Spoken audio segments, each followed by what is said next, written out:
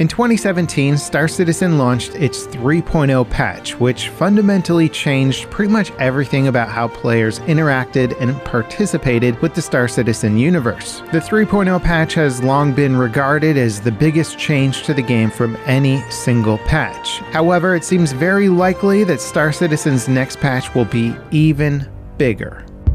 Alright, so on Friday last week, Star Citizen Live kicked off, where Jared interviewed several developers about upcoming features for Star Citizen's new major patch 3.23, and well, it's a massive list of features. Like half of the stuff that we saw at CitizenCon level massive. It's actually exceeding my expectations for the first major patch of the year, but then again, they have so much stuff planned for 2024 that maybe this is actually the crazy pace that we need to expect. Now, before getting into the planned features for 3.23, Jared reiterated during the live stream that these features are just that. They are plans, and plans can change. So none of this is a guarantee that it's going to be in the next patch, but it's more stuff that they are planning and think that they can get into the next patch, but entirely possible that some of this will get cut. So firstly, the stuff that was shown off during the weekly ISC from the day before is confirmed for 3.23. This includes the very impressive EVA mechanics, and one of the devs added during the live stream that some players were concerned about the limited EVA fuel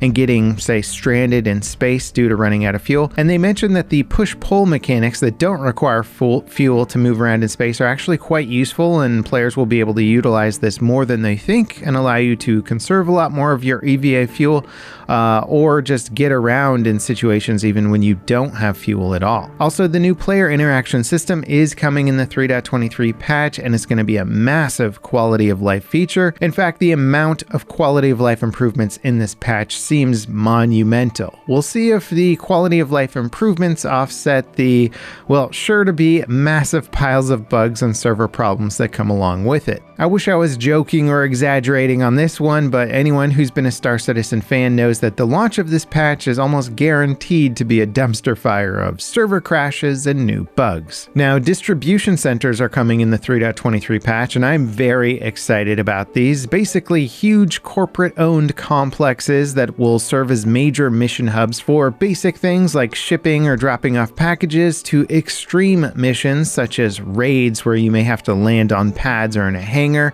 disembark into combat, and proceed into the inner bowels of these massive facilities for lengthy FPS missions with friends. They look awesome, and I cannot wait. There's of course going to be a bunch of new missions around these centers, but also more missions throughout the rest of the verse. Now, Master Modes is coming in 3.23, and honestly, I was expecting that this feature would come much later, but hey, I'm glad that they're going to be testing it soon, because this will probably require more testing and tweaking than just about any other new addition in the game. Basically, Master Modes is completely redesigning ship thrust power for combat, for cruising speeds, how guns and turrets will aim, everything is getting gimbals, and pilots will have the option to switch between gimbaled and non-gimbaled fire modes. It might also include the new quantum travel as well, which means shorter range quantum boost mechanics and newer quantum jump mechanics. The devs mentioned that turrets would also be seeing a certain level of gimbaled mechanics on top of them, also just being giant gimbals in themselves to help players with aiming as needed. This is basically a full rebalancing of the entire spaceship flight and combat meta. So it's very exciting, but I'm also not anticipating it to be pushed out the door feeling totally balanced and polished. But as they start to dial this in, it means players can really start to hone their skills and not have to expect the flight models and dynamics to be completely changed or rug pulled from them later in development. Hopefully, anyway. The new FPS dynamic crosshair that changes your central crosshair position based on the proximity of items in your way and things obstructing your line of sight and stuff like that is being added to the game. There's also new FPS scopes that show some cool picture-in-picture scope rendering and some nicer visuals for some of the lower magnification optics. They'll be adding the combat visor, combat lens, and 3D AR mini-map. Basically an entirely new first-person heads-up display with new notifications as well for health-related things, environmental hazards, and even a compass. The minimap is of course tied into the larger star map, and this is going to be one of the biggest quality of life improvements for the game. And since the CitizenCon demo of the star map that looked a little bit bare bones in terms of its functionality, they've been adding a lot to that, including some quick search functions that will allow players to be able to add waypoints and routes quickly based on what they need to get to. Honestly, I can't wait for this feature alone. It's going to be massive, like make the game accessible to new players, massive, and far less of a chore for veteran players. It's also going to be tied into waypoint functionality where players will be able to create waypoints for things, but I'm not sure if that will be included with the first iteration of the feature. Now, freight elevators and instance hangars have also been previously alluded to that are coming in this patch. This is a major feature as well, and it'll give players a completely new way of accessing station inventory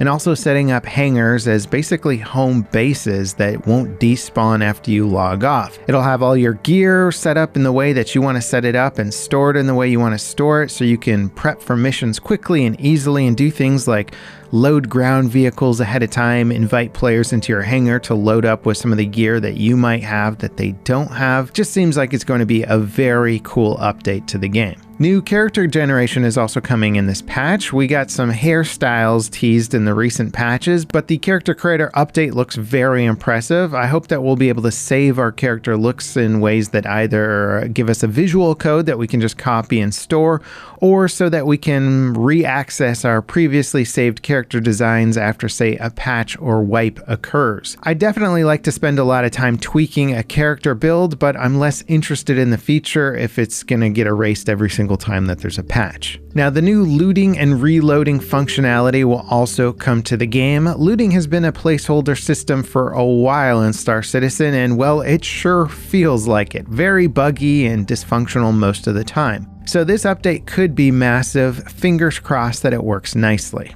There's also going to be new shopping apps for interacting with stores in different ways and major economy changes.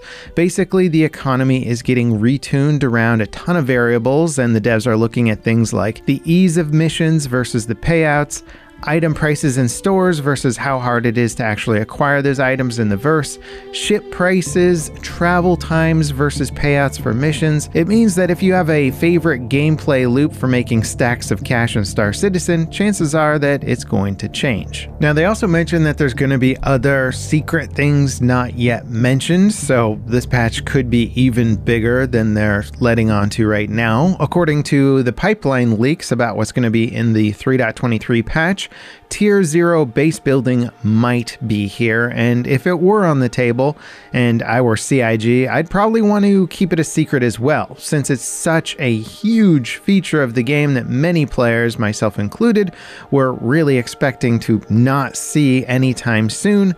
Getting it early in the year would be a major surprise. Now, Jared reiterated yet again that this stuff is planned for the game and that it will be the first pass on all of these new features, so keep that in mind, both from a functionality aspect and also from the buggy aspects. Many of these features likely won't have the full extent of the quality of life improvements and interactivity that is fully planned with them, and also they're just going to have things that won't work due to bugs and server performance and God knows what else. But as many players have been saying, and I will parrot, if even a fraction of this content makes it into the 3.23 patch, it'll be monumental to the Star Citizen universe and its gameplay. And while you could argue that the 3.0 patch was more significant in terms of foundational features added, the amount of quality of life and really important systems being added in this patch could actually change my enjoyment of the game more significantly than some of the bigger patches in the past. So this is a huge patch. It could be almost on the level of like the 4.0 patch in terms of how much it's going to invite me into the game and make playing Star Citizen more of an enjoyable experience. Star Map and Master Modes are top of my list in terms of the features that I'm most looking forward to trying out, but also the persistent hangars and distribution centers are pretty high up there as well. It's hard to pick favorites here since each item is so important in its own right to the overall experience. I'd be curious to know what you guys think about the patch. What are you looking forward to the most, and how realistic do you think it is that we'll see most of these features actually make it to 3.23? Let me know in the comments. Leave a like if you enjoyed this video, subscribe if you want to see more content like it, ding that notification bell to beat the YouTube algorithm with me, and up next, check out my latest devlog on my own space game progress. I've been having a blast getting into the depths of game development, and I think you guys will enjoy it. As always, thanks for watching. I'll see you next time. This is Level Cap signing off.